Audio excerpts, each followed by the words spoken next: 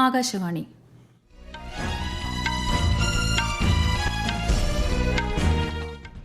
നമസ്കാരം. വാർത്തകൾ വായിക്കുന്നത് ശ്യാമ.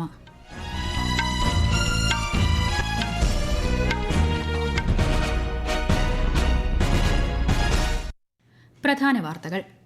ഇന്ത്യയുടെ സമുദ്ര ഉൽപ്പന്നങ്ങളുടെ ഗുണനിലവാരം ആഗോളതലത്തിൽ വലിയ തോതിൽ അംഗീകരിക്കപ്പെട്ടതായി ഉപരാഷ്ട്രപതി സി.പി. രാധാകൃഷ്ണൻ. ഇന്ത്യ ഓസ്ട്രേലിയ പ്രതിരോധ സുരക്ഷാ സഹകരണം രാജ്യങ്ങൾ തമ്മിലുള്ള പങ്കാളിത്തം ശക്തമാക്കാൻ നിർണായകമെന്ന് പ്രധാനമന്ത്രി നരേന്ദ്രമോദി. ഇന്ത്യയുടെ അധ്യക്ഷതയിൽ നടക്കുന്ന ബ്രിക്സ് വനിതാ മന്ത്രിതല യോഗം ഇന്ന് കൊച്ചിയിൽ സമാപിക്കും. ബ്രിക്സ് ഗതാഗത മന്ത്രിമാരുടെ യോഗത്തിന് മഹാരാഷ്ട്രയിൽ തുടക്കം. വയനാട് കള്ളാടിയിൽ മണ്ണിടിച്ചിലിൽ മരിച്ചവരുടെ എണ്ണം 7ആയി.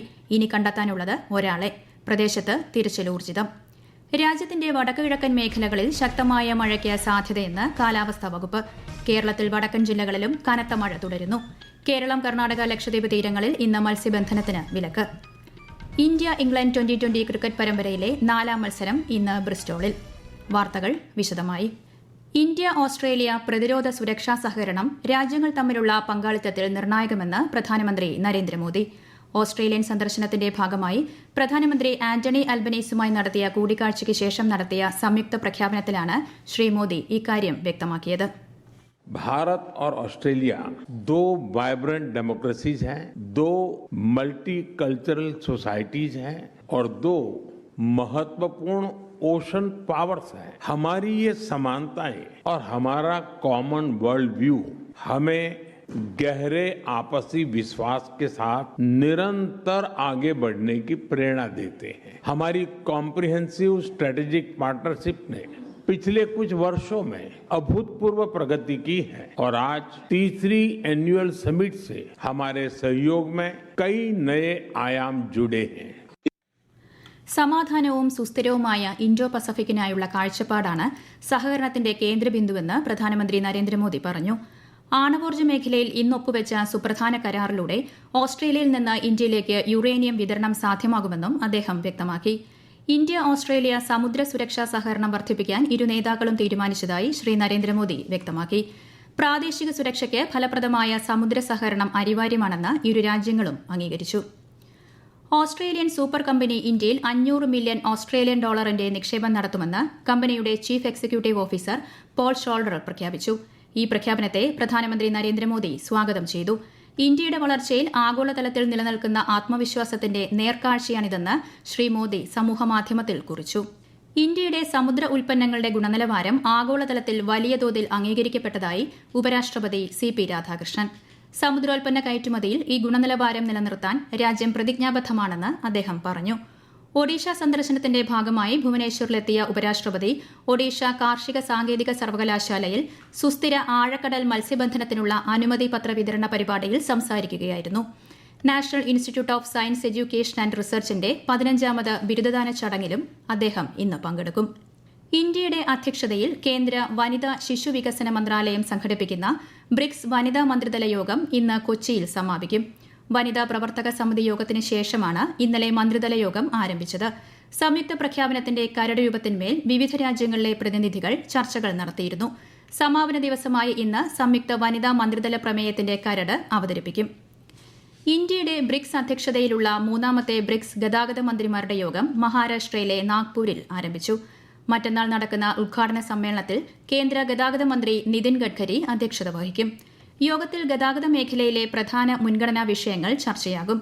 പ്രതിരോധശേഷി, നവീകരണം, സഹകരണം, സുസ്ഥിരത എന്ന ഇന്ത്യയുടെ ബ്രിക്സ് അധ്യക്ഷ പ്രമേയത്തിന് കീഴിലാണ് യോഗം നടക്കുക.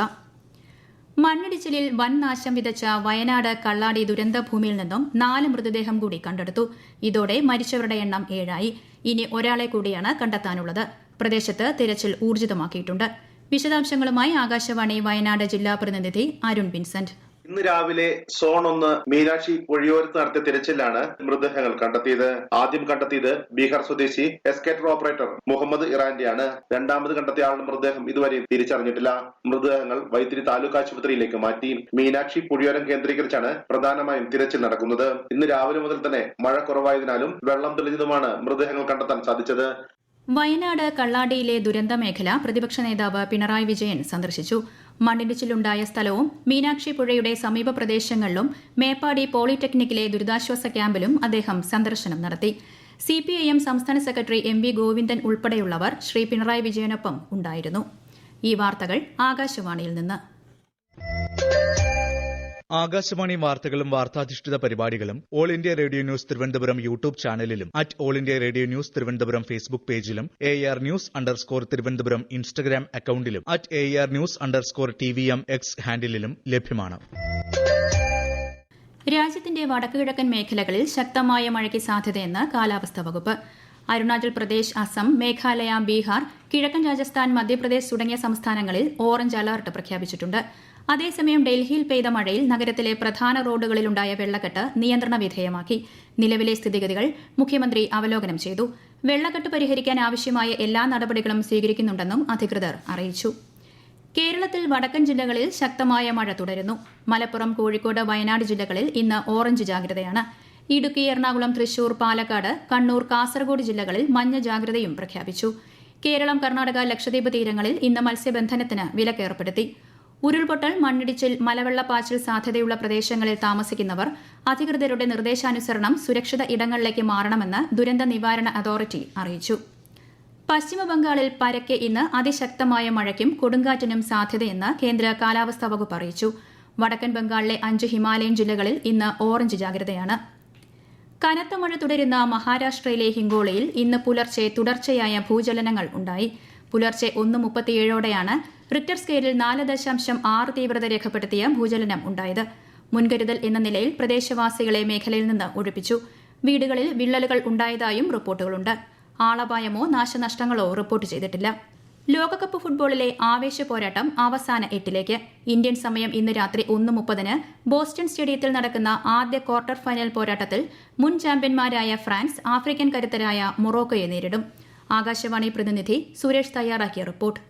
പ്രതിഭകളുടെ വൻ നിരയുള്ള ഫ്രാൻസും അത്യുധാനികളുടെ സ്ക്വാഡായ മൊറോക്കോയും തമ്മിലുള്ള ക്വാർട്ടർ പോരാട്ടം ഈ ലോകകപ്പിലെ ഏറ്റവും കനപ്പെട്ട മുഖാമുഖങ്ങളിൽ ഒന്നാകുമെന്ന് ഉറപ്പാണ്. കഴിഞ്ഞ തവണ ചുണ്ടിനു മുന്നിൽ നഷ്ടപ്പെട്ട കപ്പ് കൈപ്പിടിയിലൊതുക്കാൻ രണ്ടും കൽപ്പിച്ചാണ് ഫ്രഞ്ച് പടയുടെ ഒരുക്കങ്ങൾ. മറുഭാഗത്ത് ഖത്തറിൽ നേടിയ സെമി ബർത്ത് ഇത്തവണ കിട്ടാതെ മടങ്ങില്ലെന്നുറച്ചാണ് ആഫ്രിക്കൻ ചാമ്പ്യന്മാരുടെ യുദ്ധപ്രഖ്യാപനം. ഖത്തർ ലോകകപ്പ് സെമി ഫൈനലിൽ 2 ഗോളുകൾക്ക് തങ്ങളെ വീഴ്ത്തിയ ഫ്രാൻസിന് ചുട്ട മറുപടിയാണ് മൊറോക്കോ ലക്ഷ്യമാക്കുന്നത്. തങ്ങളുടെ 3ാം ലോകകപ്പ് കിരീടം ലക്ഷ്യമിടുന്ന ഫ്രാൻസ് ടൂർണമെന്റിലുടനീളം തകർപ്പൻ ഫോമിലാണെന്നത് ശ്രദ്ധേയമാണ്. ഗോളടിക്കാനും അടിപ്പിക്കാനും കൽപ്പുള്ള വൻ നിരയുടെ നട്ടെല്ല് 7 ഗോളുകളുമായി ടൂർണമെന്റിലെ ഏറ്റവും അപകടകാരിയായ സ്ട്രൈക്കർ കിലിയൻ എംപാപ്പയാണ്. അതേസമയം ഗ്രൂപ്പ് ഘട്ടത്തിൽ ബ്രസീലിനെ സമനിലയിൽ തളച്ചും നോക്കൌട്ടിൽ നെതർലാൻഡ്സിനെ വീഴ്ത്തിയും കരുത്തരെന്ന് തെളിയിച്ചവരാണ് മൊറോക്കോ. പരിശീലകൻ മുഹമ്മദ് ഔഹാബിയുടെ തന്ത്രങ്ങൾ ഇന്നേറെ നിർണായകമാകും.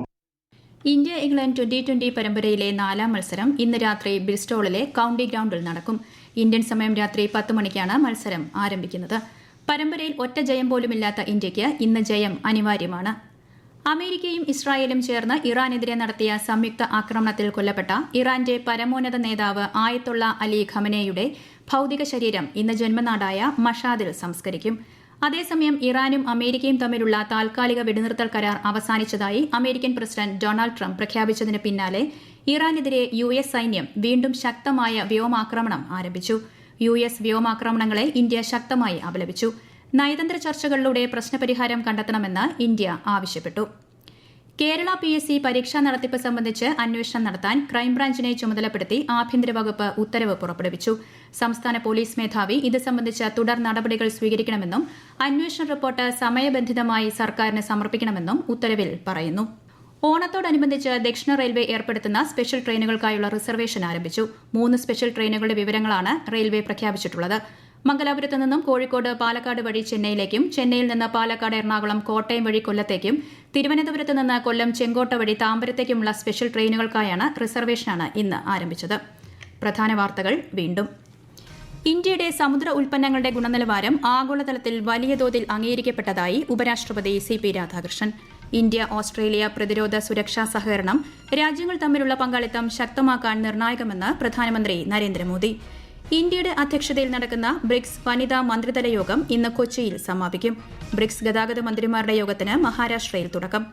വയനാട് കള്ളാടിയിൽ മണ്ണിടിച്ചിലിൽ മരിച്ചവരുടെ എണ്ണം 7ആയി. ഇനി കണ്ടെത്താനുള്ളത് ഒരാളെ. പ്രദേശത്ത് തിരച്ചിൽ ഊർജിതം. രാജ്യത്തിന്റെ വടക്കുകിഴക്കൻ മേഖലയിൽ ശക്തമായ മഴയ്ക്ക് സാധ്യതയെന്ന് കാലാവസ്ഥാ വകുപ്പ്. കേരളത്തിൽ വടക്കൻ ജില്ലകളിൽ കനത്ത മഴ തുടരുന്നു. കേരളം, കർണാടക, ലക്ഷദ്വീപ് തീരങ്ങളിൽ ഇന്ന് മത്സ്യബന്ധനത്തിന് വിലക്ക്. ഇന്ത്യ ഇംഗ്ലണ്ട് T20 ക്രിക്കറ്റ് പരമ്പരയിലെ 4ാം മത്സരം ഇന്ന് ബ്രിസ്റ്റോളിൽ.